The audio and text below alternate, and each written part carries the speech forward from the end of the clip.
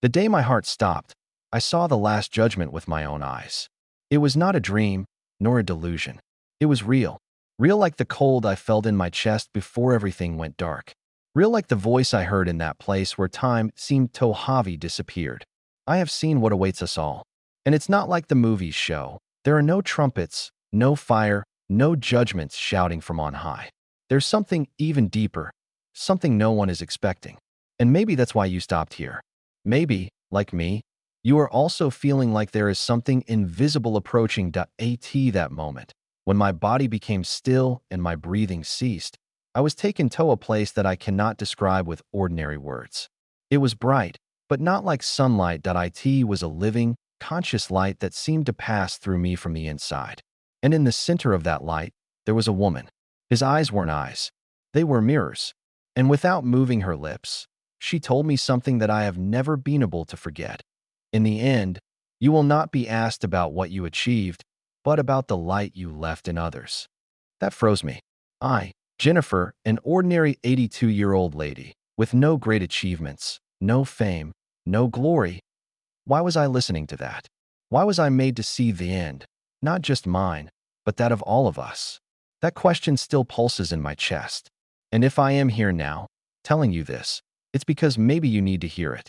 Because what was shown will happen, and no one is prepared. I know it's hard to believe. I also doubted it. But what I saw, what I felt, and what that woman revealed to me is greater than any certainty I've ever had in my life. So, before you doubt, before closing this video or carrying on with your day as if nothing had happened, listen to him. Because the answer you may be seeking about life, death, and what comes after could be hidden right here. If something inside you felt that this message is no coincidence, then sign up now. Because what I saw in that place isn't over yet. And in the next few stories, you might find what your heart is looking for. I know this may all sound strange, even too strange. And the truth is that, for a long time, I myself doubted what I experienced. I thought it was my mind playing tricks because of age, fear, pain. I thought it was just delirium caused by the lack of oxygen, a reflection of fear. After all, who would believe a lady saying she saw the Last Judgment? I didn't even want to believe it. But the problem is that, no matter how much I tried to forget, something inside me wouldn't let me. It was as if that experience had lit a flame, and it began to slowly burn away everything I thought and knew about life. And every day, with every small event, I realized that that vision was shaping my thoughts, my decisions, my silences. I saw people differently. I felt time passing as if it were watching me.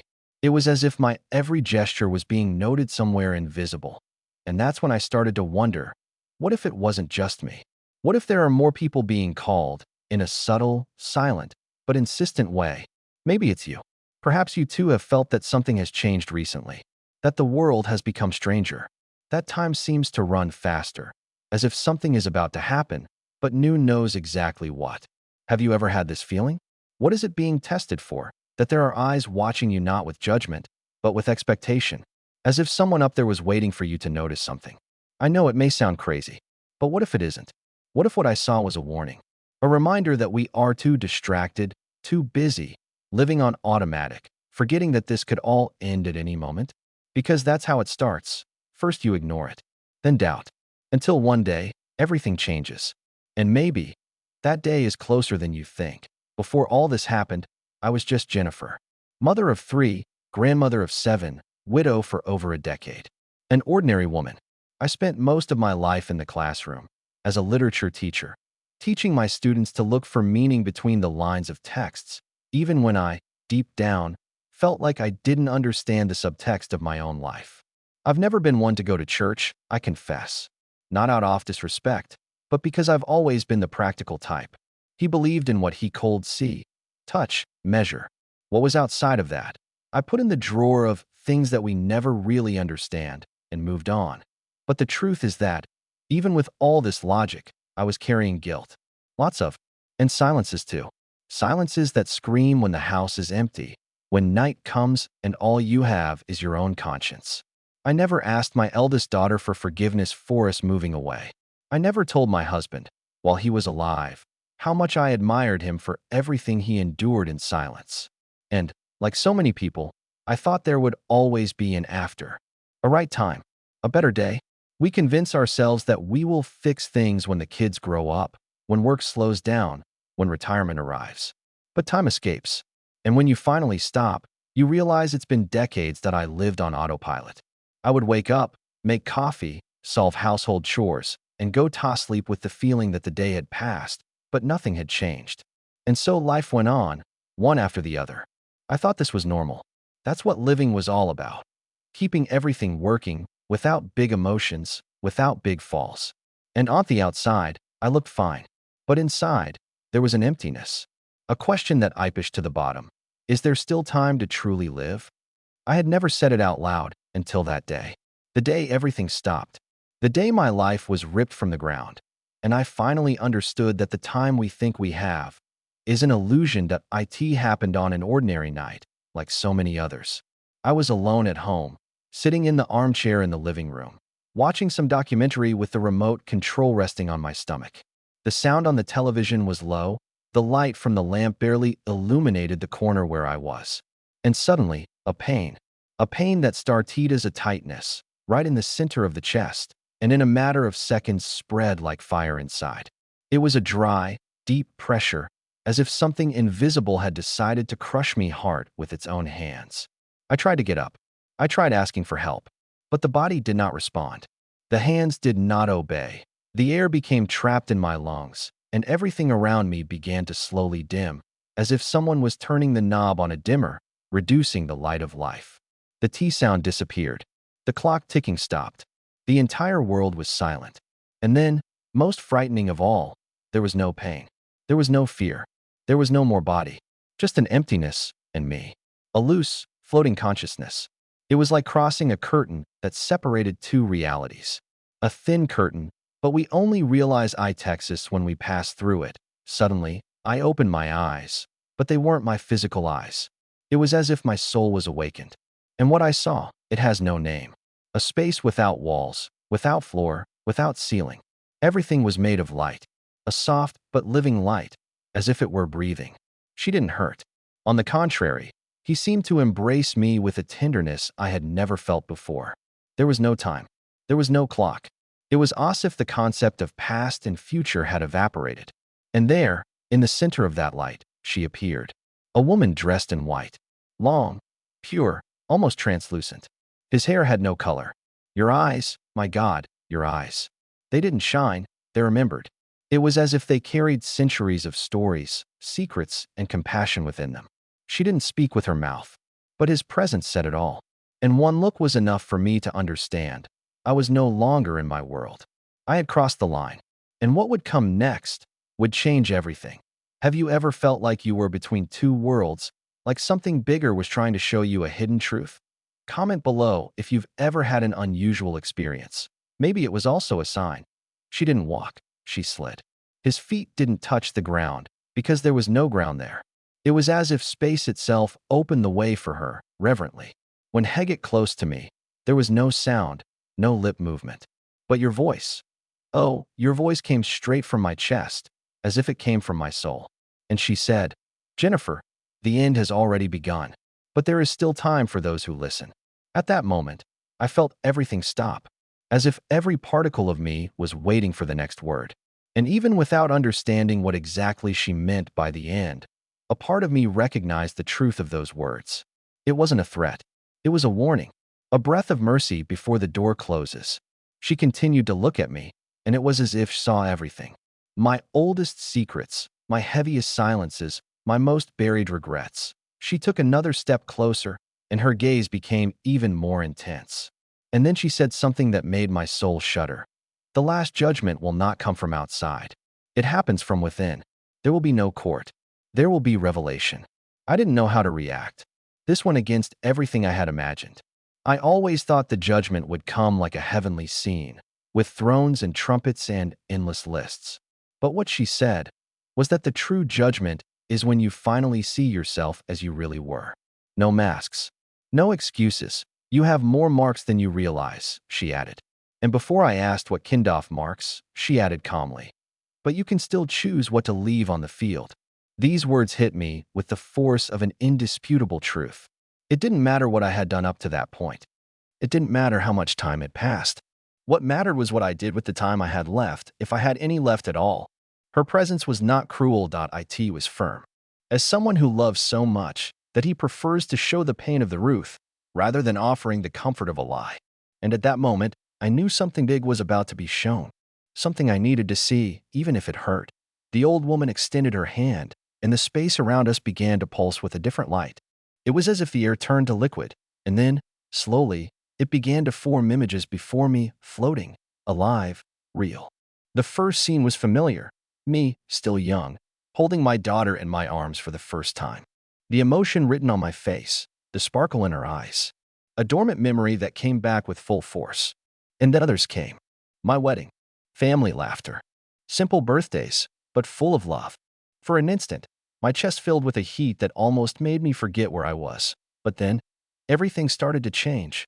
Those sweet images began to give way to thirst, harder, more uncomfortable. I found myself yelling at my husband over something small. I saw his eyes dim a little at that moment. I saw the times he slammed the door and left my daughter crying behind me. And the words I never said began to echo louder than the ones I said. Sorry. I love you. Pardon me. How many times have I swallowed these words, thinking I would have time later? The images continued. I found myself turning my face towards a lady asking for help in the supermarket, ignoring a student who just needed attention, failing to visit Miss's sister because it was too far. Every choice, every omission was there. Not as an accusation, but as a revelation. The pain didn't come from someone condemning me. The pain came from seeing, clearly, everything I could have been.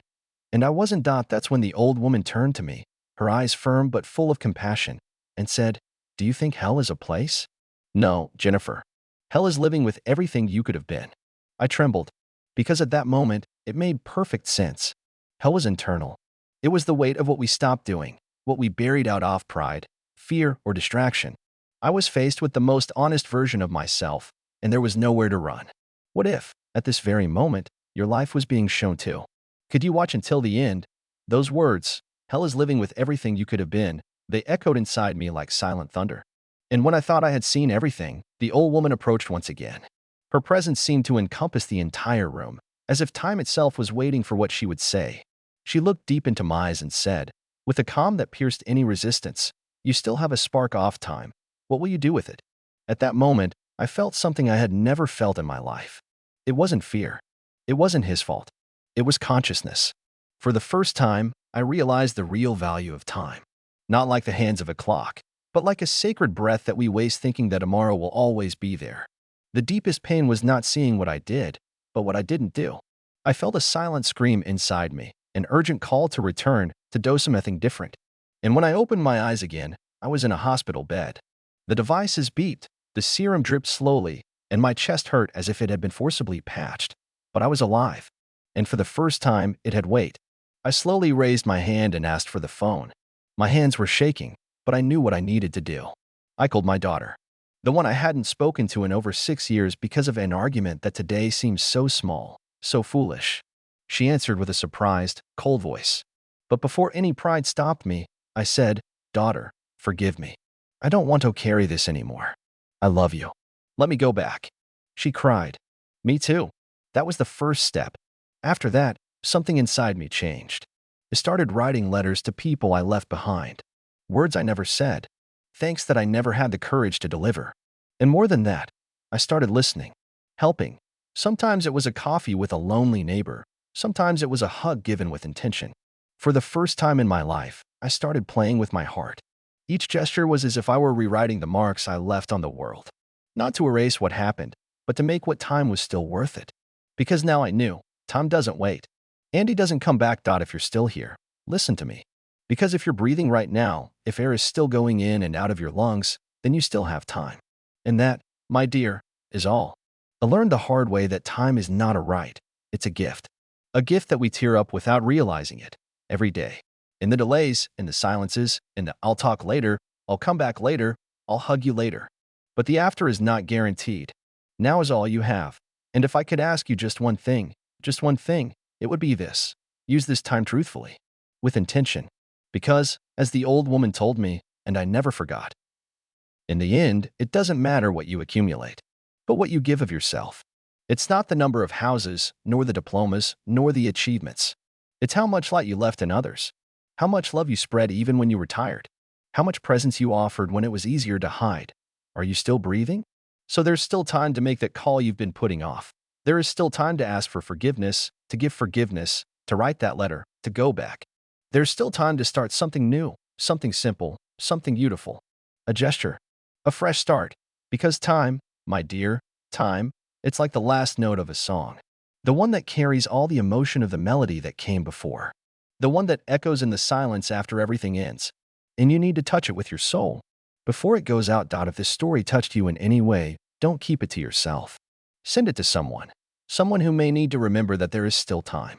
And if you want to hear more stories like this, of lives transformed by something bigger than we understand, sign up here. Because sometimes, all we need is a reminder. And I'm here to remind you, the end has already begun. But as long as you breathe, you can still choose how it ends. The next video here has another revelation that you need to hear. It'll wait for you there.